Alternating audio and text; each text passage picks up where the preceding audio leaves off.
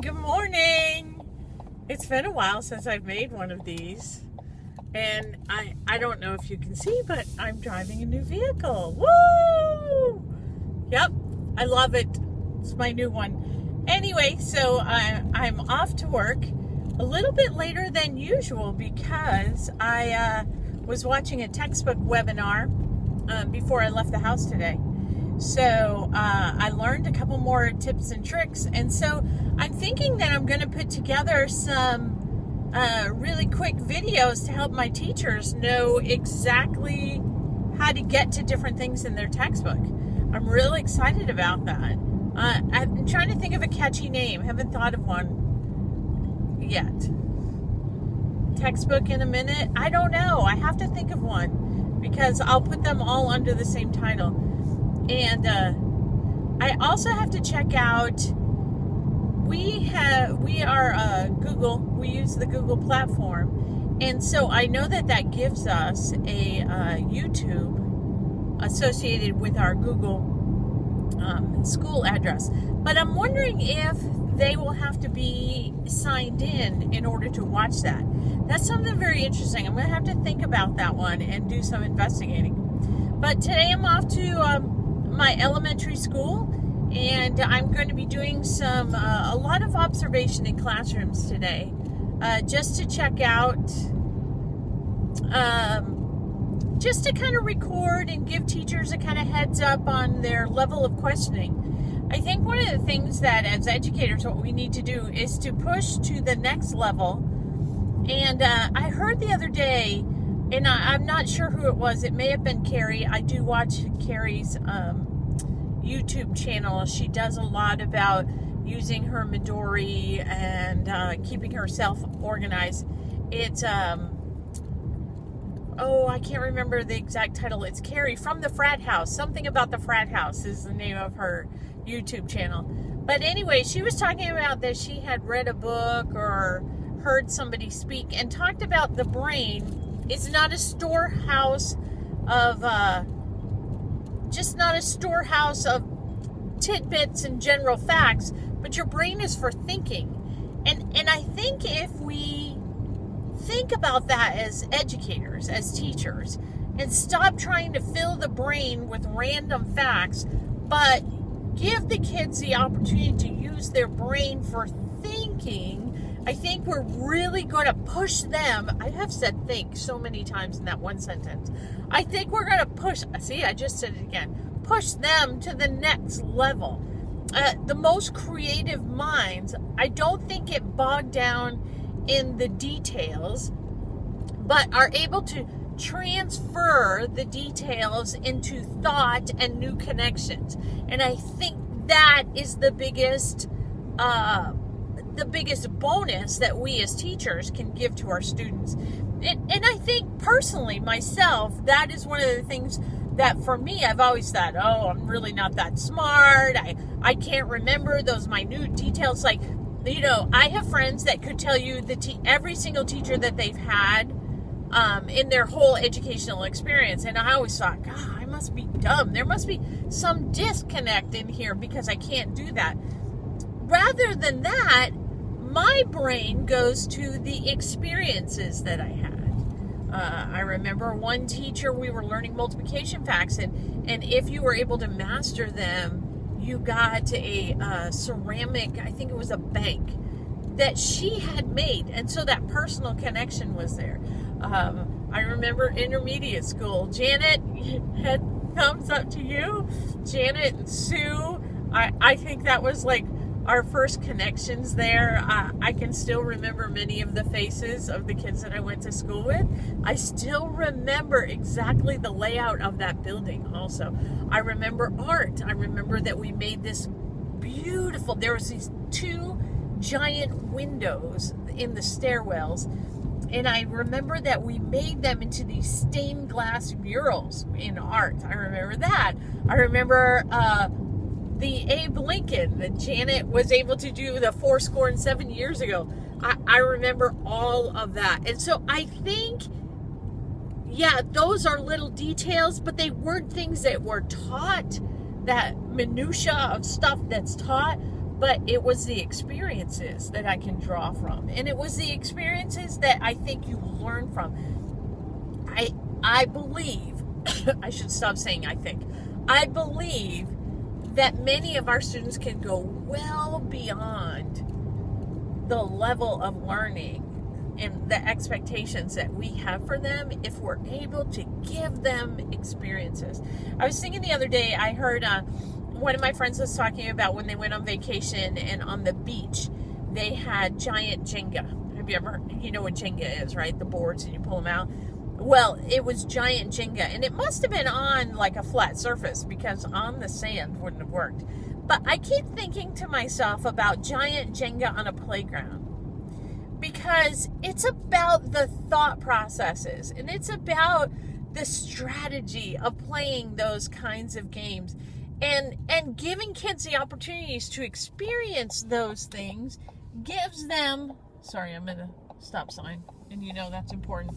It gives them the experience to know, okay, well, here's the result of this. Here's the cause and the effect. Oops, we scooted down a little. Here's the cause and the effect.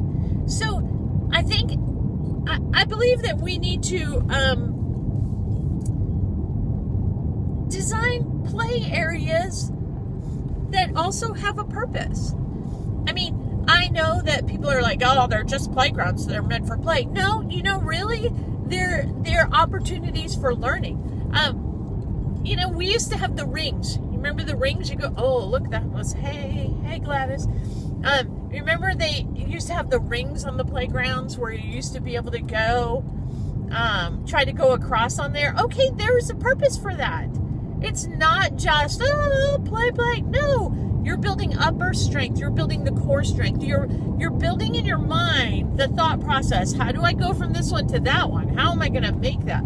It's the same thing with those, you've seen the backyard jungle gyms that have the rock climbing walls. Okay, that's not just a rock climbing wall. We're really building in the kids' strategy because rock climbing walls, if you look at them, if you've ever seen one, the handholds and the footholds, they're done in a variety of colors and shapes and sizes. And it's done for your brain to be able to strategically go, where should I go next? And that's exactly what we need to build in our students. Where do I go next? What should be the next thing that will help me accomplish what it is I'm trying to accomplish? And so again, the whole purpose of this whole conversation was that today I'm going into classrooms and my whole thing that I'm going to do is script the questioning that I hear. Wow. Oh, that's pretty bright. I don't know what that looks like on your side, but I'm sorry if it looks horrible. The questioning that I hear that teachers are using, if it is only on the low level, then the expectation of the students is you only have to learn at the low level. But if we're asking students even simple things, addition to subtraction, even if that simple operation, which really isn't simple, but that simple operation, if we're asking them to justify their answer, well, how do you know that that's the answer?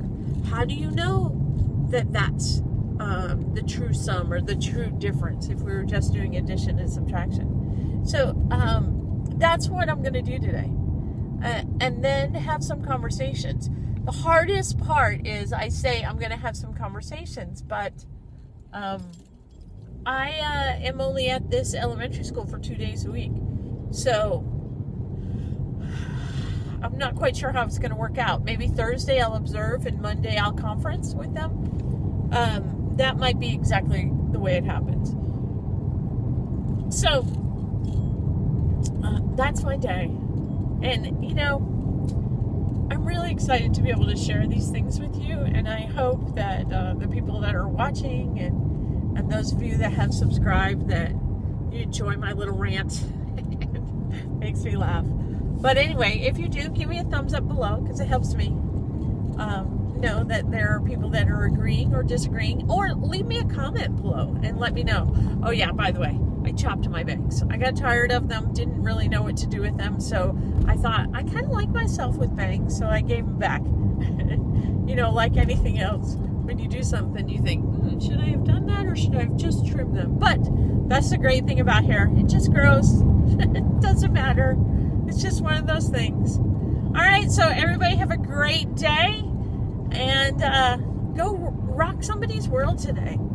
Tell them that you love them. Tell them that you appreciate them. Tell them that they're doing a great job. You know, everybody really appreciates that little bonus, that little nugget of appreciation, especially when it's done in a true manner. All right, so everybody have a great one. Talk to you soon. Bye. Good morning. I know you can't see out my window, but it's very foggy this morning. It's like being on the coast. It's 68 degrees, but they said it's going to heat up to be around 90-ish, 95, 97. I guess that's not 90-ish, that's closer to 100-ish. But this morning, it's very foggy. A lot of humidity in the air, and it comes from the hurricane that hit the California coastline. It's now making its way across the United States. I guess it was in Arizona for a while. And now it has made its way here. And so they say we may get some rain today, maybe some rain tomorrow. Which, you know, here in Texas, we will never complain about not having enough rain. Okay, so I found a space for my camera. I think this works for me. I don't know. We'll have to see. Because I don't really have to look at it, but I can look at you. And I also realized that I didn't upload yesterday's video. So I'm not sure how long the whole video is going to be today and yesterday. So we'll have to wait it out and see. I had a great day yesterday.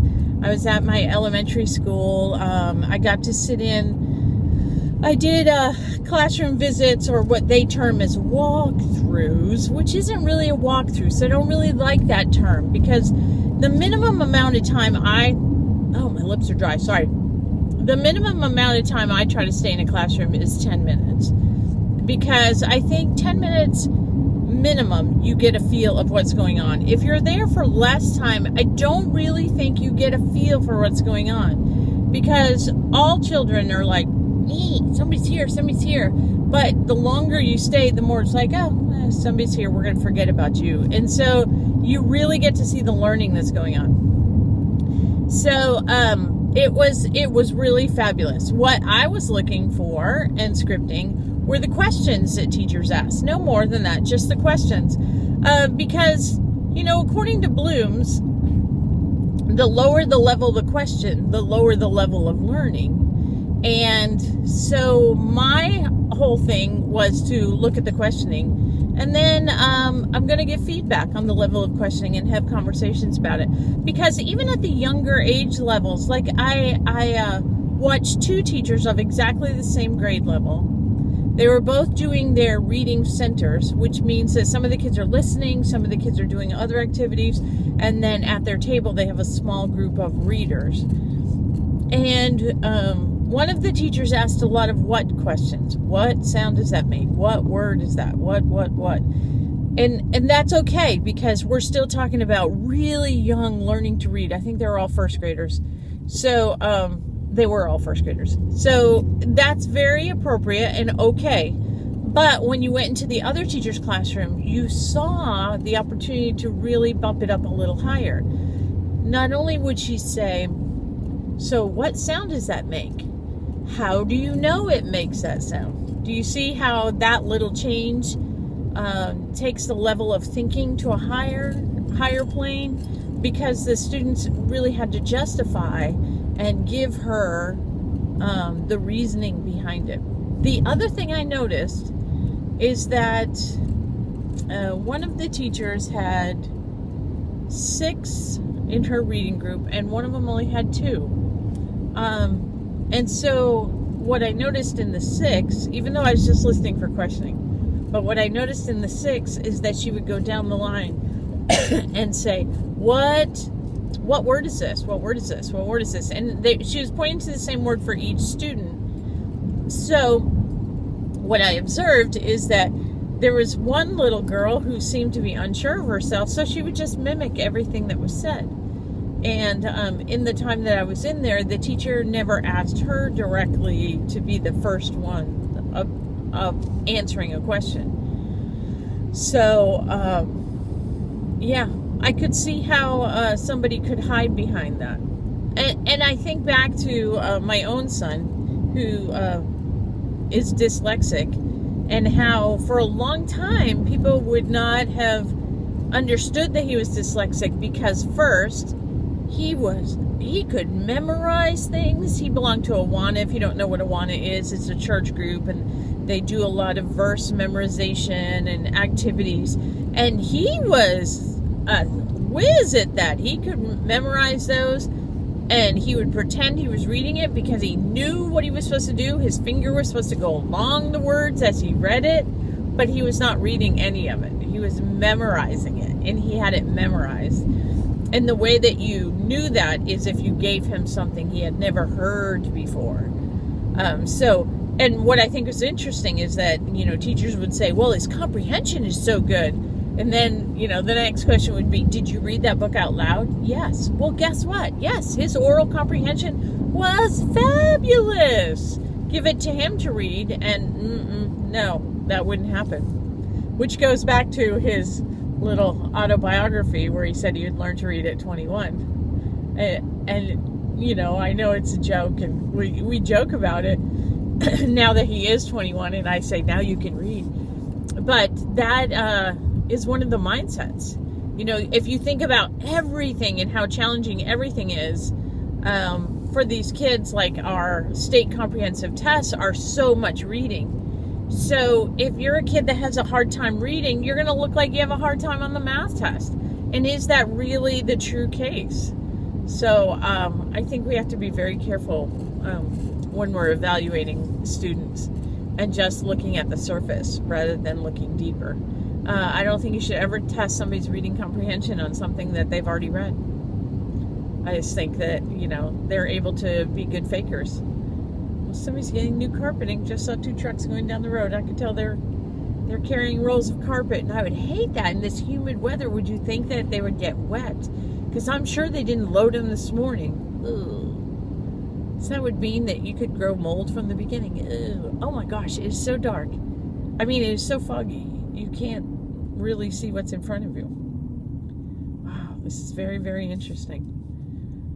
I hope people take it slow for a Friday morning. But a lot of times they don't, because in Texas, a lot of schools have pep rallies in their 0 hour. So, like right now it's 7:15, and I would guess that cheerleaders, drill team, and band, they have been at the high schools that are having their pep rallies. I bet they have been there for over an hour. So that means that they were in heavier fog. Yeah, very interesting. Oh, I think I'll go that way. Oh, maybe I should have gone that way. It doesn't matter. I'm trying to... I can go both that way. I'm trying to think of how to get to where I need to be. I have a meeting with a teacher at 8:30 this morning. Even though I saw her yesterday at...